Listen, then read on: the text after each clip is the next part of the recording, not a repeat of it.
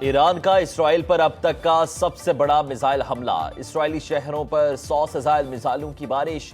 तल अबीब, बैतुल मकदस, हैफा, इलात समेत कई इलाके धमाकों से लरज उठे। हैफा में पावर प्लांट में खतरनाक आग भड़क उठी। कई शहरों में बिजली की सप्लाई मुअत्तल। मुतादिद इमारतें मलबे का ढेर बन गई। ईरानी फौज का पैगाम, इसराइल का कोई कोना रहने के काबिल नहीं छोड़ेंगे। मकबूजा इलाके फौरी खाली कर दें। ईरानी हमलों में 17 इसराइली हलाक, 500 से ज्यादा जख्मी होने की इतला।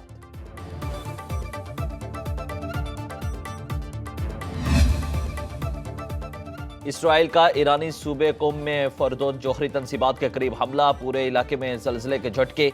जल्जले की शिद्दत 2.5 रिकॉर्ड की गई। तेहरान में इसराइली हमले से पानी की मरकजी पाइपलाइन फट गई। ईरानी वजारत सेहत के मुताबिक इसराइली हमलों में शहादतों की तादाद 225 से बढ़ गई।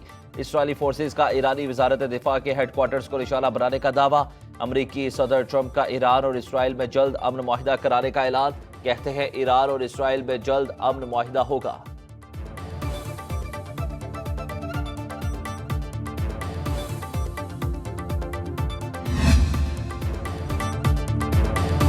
ईरान का इसराइली हमलों के दौरान जंगबंदी मुज़ाकिरात से इनकार। ईरानी मीडिया के मुताबिक ईरान का सालिस कतर और ओमान के सामने दो टोक मौक़िफ़। ईरान का आज दोपहर तक फ़ज़ाई हुदूद बंद करने का फैसला। अस्फ़हान, तबरेज़, करमानशाह, अहुज़ार और में दिफ़ाई निज़ाम फ़ाल कर दिया गया। ईरानी पासदारान इनकलाब ने इंटेलिजेंस चीफ मोहम्मद काज़मी और नायब हसन की शहादत की तस्दीक कर दी। दूसरी जानिब इसराइल की जानिब से ईरानी सुप्रीम लीडर को निशाना बनाए जाने का खदशा।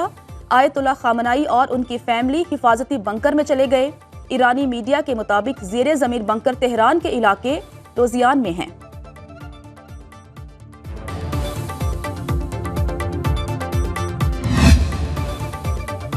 इसराइल साजिशों से बाज न आया। ईरानी सुप्रीम लीडर को कत्ल करने का इसराइली मंसूबा बेनकाब। अमरीका ने इसराइल के साजिशी मंसूबे की मुखालफत की। अमरीकी इंतजामिया के 2 एहलकारों ने रॉयटर्स से गुफ्तगू में इंकशाफ किया कि इसराइल आयतुल्ला खामनाई को कत्ल करना चाहता था। अमरीकी सदर डोनाल्ड ट्रंप ने ईरानी सुप्रीम लीडर के कत्ल के मंसूबे में इसराइल का साथ नहीं दिया।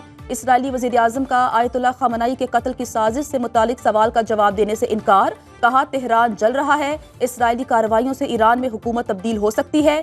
बरतानवी अखबार के मुताबिक इसराइल ने ईरान के साथ सालिसी के लिए मगरबी ममालिक से मदद मांग ली।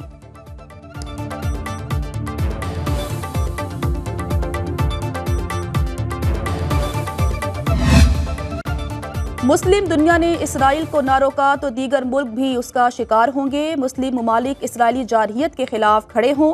काबीना इजलास से खिताब करते हुए ईरानी सदर मसूद पेज़ेश्कियान ने कहा, ईरान के खिलाफ इसराइल की जंग में अमरीका बराह रास्त शरीक है। हमने जंग शुरू नहीं की। इसराइली हमलों का फैसला कुन जवाब दिया। हमारी अफवाज ने अब तक सेहूनी जारहियत का मुहक्किम और मुनासिब जवाब दिया। इसराइली जारहियत जारी रही तो मजीद सख्त जवाब दिया जाएगा। इराक अपनी सरहदों और फ़ज़ाई हुदूद की हिफाजत मजीद सख्त करे। इराकी फ़ज़ाई हुदूद से इसराइली जारहियत आलमी कवानीन की पामाली हैं। इराकी वज़ीर आज़म का ईरानी सदर से राब्ता, मुकम्मल ताउन की यकीन दहानी।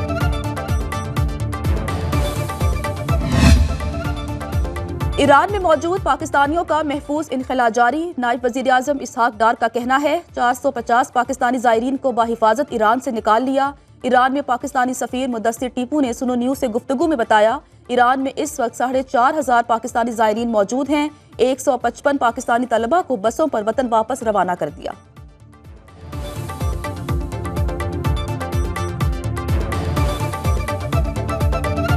इस वक्त तकरीबन 4,000 के करीब ज़ायरीन ईरान में हैं। कल 450 ज़ायरीन वापस आए। तकरीबन इस वक्त 600 स्टूडेंट्स हैं जिनको हम भेजना चाह रहे हैं। तो वो हम डिफरेंट मराहल में कर उनको आहिस्ता आहिस्ता जितनी जल्दी हो सकेगा हम उनको भिजवा देंगे। ज़ायरीन इस वक्त के नंबर के मुताबिक ज़ायरीन का नंबर अप एंड डाउन होता रहता है जी। मौलाना फजलुर रहमान का ईरान के शाना बशाना खड़ा होने का ऐलान। कहते हैं, हम जंग के हामी नहीं, अमन के दाई हैं। ईरान इस्लामी बरादरी का हिस्सा है, उस पर हमले की मजम्मत करते हैं। कल पाकिस्तान या सऊदी अरब की बारी भी हो सकती है। नेतन्याहू जंगी मुजरिम है। अगर उसने हरमैन शरीफैन की तरफ कदम बढ़ाए तो हर मुसलमान मैदान में उतरेगा। हैदराबाद में मिलियन मार्च से खिताब। कहा, हमने सिंध में भी अमन कायम करना है। अमन ना हो तो मईशत और कारोबार नहीं हो सकता। और मुल्क में पेट्रोलियम मसनूआत की कीमतों में इजाफा कर दिया गया। पेट्रोल 4 रुपये 80 पैसे महंगा, नई कीमत 258 रुपये 43 पैसे हो गई। डीजल 7 रुपये 95 पैसे फी लीटर महंगा, नई कीमत 262 रुपये 59 पैसे हो गई।